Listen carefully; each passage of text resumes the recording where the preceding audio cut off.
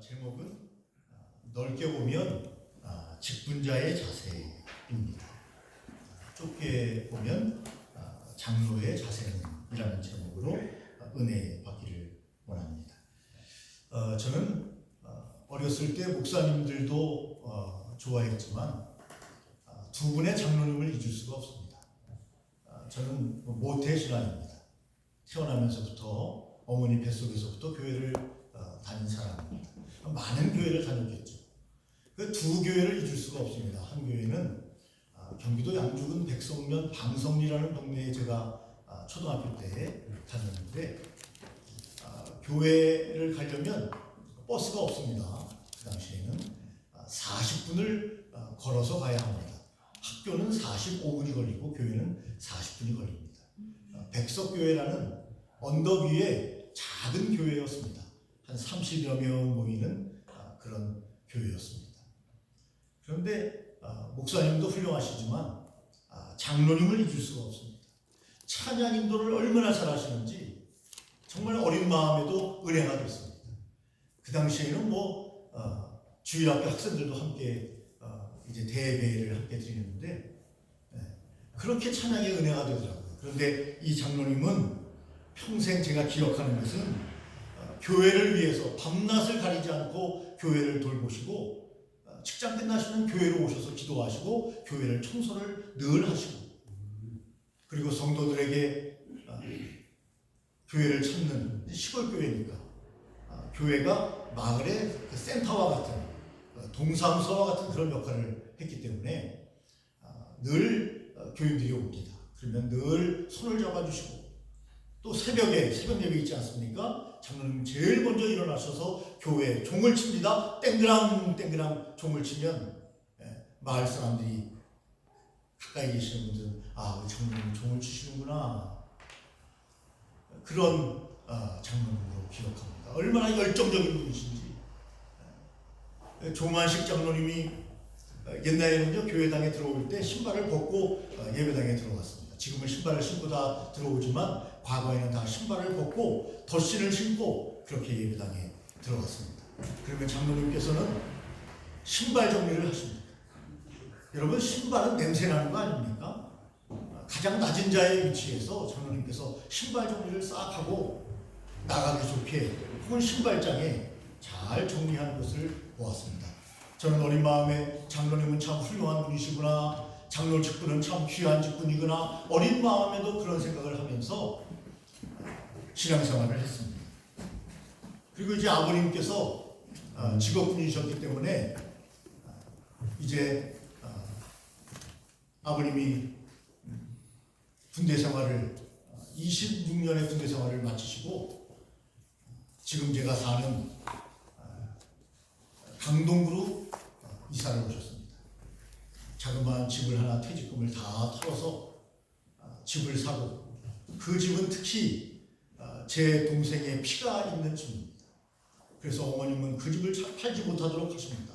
왜냐하면 그것은 재산이 아니고 동생의 피가 거기에 있기 때문에. 그 말이 무슨 말씀이냐면 동생이 초등학교 4학년 때 교통사고로 먼저 천국에 갔습니다. 그 보상금을 조금 받았는데 그 보상금을 10원도 쓰지 않고 집을 구입하는데 다 쓰셨기 때문에 저 집은 재산의 가치가 있는 것이 아니라 동생의 피가 있는 집이다. 그래서 어머님은 그리고 아버님이 살아계실 때도 그 집을 팔지 않게 하셨고 재산 가치로 생각하지 않았습니다. 교회에서는 이야기했습니다. 안수 집사님, 저희 아버님은 안수 집사님으로 계시다가 간경화로 세상을 떠나셨는데 술을 드시는 분이 아니에요. 그런데 간이 많이 안 좋으셨습니다. 군대 생활을 오래 하시면서 고생을 많이 하셨기 때문에 그렇다 그렇게 저는 생각을 하고 저희 집안이 또 간이 좋지가 않습니다. 살아계실 때 교회에서 장로님들이 이야기합니다. 안수 집사님, 아니 그 집을 팔면 지금 강남 아파트 값하고 비슷한데 그것을 팔고 강남으로 가면 10년, 20년 후에는 3배, 4배로 뜰 텐데 왜 그렇게 그 집을 팔지 않고 계속 간직하고 있느냐 그렇게 이야기했지만 그래서 많은 장로님들이 단독주택이 그 당시에는 많이 있었는데 그것을 팔고 강남으로 가서 지금은 재산 가치가 4배, 5배 되는 아파트에서 사시지만 저희 아버님은 끝까지 그 집을 고수해야 된다고 생각하셨고 지금까지 저는 그 집에서 살고 있습니다. 이제 천호동으로 이사를 와서 천호교회라는 곳에 갔습니다. 이분을 밝히겠습니다. 박상봉 장로님이십니다. 이분은 샌베이 과자를 파는 분이었고 자그마한 그런 상점에서 샌베이를 과자를 파는 분이었고, 그리고 잘 팔리지 않을 때는 과일을 부르마에 끌고 나와서 과일 행상을 하면서 그렇게 사시는 분입니다. 그런데 많은 장로님이 계셨지만 이분만큼 교회를 위해서 헌신한 분은 없었습니다. 언제나 겸손하셨고 언제나 먼저 인사하셨고 안내를 하시며 교인들을 돌봤던, 그리고 봉사의 최전선에 항상 이 장로님이 계셨습니다. 저는 두 분의 장로님을 잊을 수가 없습니다. 그래서 중고등학교를 다니면서 정말 시골교회, 우리 백석교회의 장로님 버금가는 귀한 장로님을 모시게 됐구나 하는 생각을 가지고 있었습니다. 물론 그런 장로님만 계신 것은 아니었습니다. 근엄하고 권위적인 장로님도 계셨습니다. 우리가 열심히 일해도 한 번 격려하지 못하는 장로님도 계셨습니다. 그러나 이 박성범 장로님을 뵈면 참 머리가 숙여지고 진실로 존경의 마음이 나오는 그런 장로님이셨습니다. 이런 말씀드린 것처럼 직분자는 자기의 직분에 충실할 때 사람들에게 존경을 받고 사랑을 받고 하나님의 영광을 드러낼 수 있구나 하는 생각을 어릴 때 했습니다. 여러분, 오늘 성경에 보니까 직분자, 특별히 장로는 어떤 자세를 가져야 되는가 성경이 이야기하고 있습니다. 눈물로 성도들을 훈계하며 봉사하는 직이라고 이야기했습니다. 장로는 사람들에게 물론 존경을 받습니다. 그러나 그 존경을 받는 것이 눈물로 사람들을 잘 봉사하며 그들을 훈계할 때 성경에 보니까 배나 존경하라고 성경은 말씀하고 있는 것을 보게 됩니다. 우리는 기억합니다. 귀한 장로님들을 기억합니다. 선배 장로님들을 기억합니다. 그리고 오늘 우리가 직분자 장로님들은 어떻게 해야 합니까? 눈물로 훈계하며 봉사하며 그 직분에 충실할 때 하나님께서는 사람들에게 존경을 받고 하나님의 놀라운 영광을 드러내는 귀한 사람으로 귀하게 사용하실 것이라고 저는 믿습니다. 그래서 베드로전서 5장 말씀에서 보니까 자원함으로 해야 한다 그렇게 이야기를 했습니다. 장로님을 누가 시키겠습니까? 누가 지시하겠습니까? 스스로 하지 아니하면 여러분 안 되는 직분입니다. 그러므로 너희 중 장로들에게 권하노니 나는 함께 장로된 자요 그리스도의 고난의 증인이요 나타날 영광에 참여할 자니라. 그렇게 이야기하면서 너희 중에 있는 하나님의 양무리를 치되 억지로 하지 말고 하나님의 뜻을 따라 자원함으로 하며 더러운 이득을 위하여 하지 말고 기꺼이 하라. 그렇게 성경은 이야기하고 있습니다. 자원함으로 해야 합니다. 봉사할 일을 찾아야 합니다. 찾아서 해야 합니다.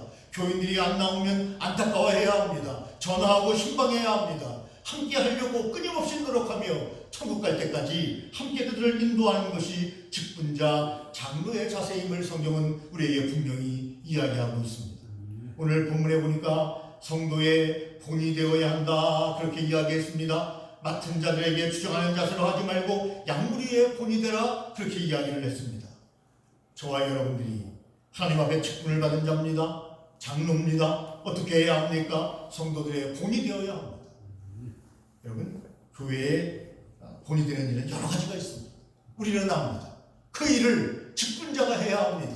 그래야 하나님의 교회가 든든히 서갈 수 있습니다. 다른 사람 볼 필요가 없습니다. 하나님 앞에서 나 맡은 본분, 내가 맡은 본분에 충실하면 됩니다.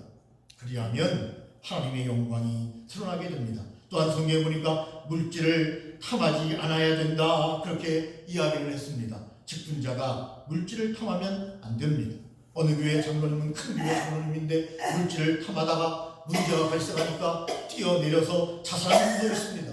교회 이권에 개입을 했습니다. 많은 돈을 주물렀습니다. 그런데 그분의 결말은 좋지가 않습니다. 성경에 보니까 장로는 직분자는 물질을 탐하지 않아야 한다고 성경이 이야기하고 있습니다. 그러면서 자비하는 마음을 가져야 한다 그렇게 이야기했습니다. 목사는 교회의 사례를 봤습니다. 작든 크든 사례를 봤습니다. 그러나 장로는 자비량의 마음으로 교회에 봉사하기 때문에 더 귀하고 아름다운 그러한 존경을 받는 분들이 아닌가 하는 생각을 합니다. 제가 아는 분도 신학교를 가려고 했습니다. 어머님이 말립니다. 너는 존경받는 장로가 되라. 목사가 되지 말고 장로가 되라. 요즘 여러분 목사보다 장로님이 더 존경받는 시대가 아닌가 그런 생각을 합니다. 오늘 성경 본문에 보니까 범사에 모범을 보여야 한다고 성경은 이야기합니다. 범사에 여러분에게 모범을 보여주는 바와 같이 수고하여 약한 사람을 돕고, 여러분 교회는 약한 사람을 돕는 곳입니다.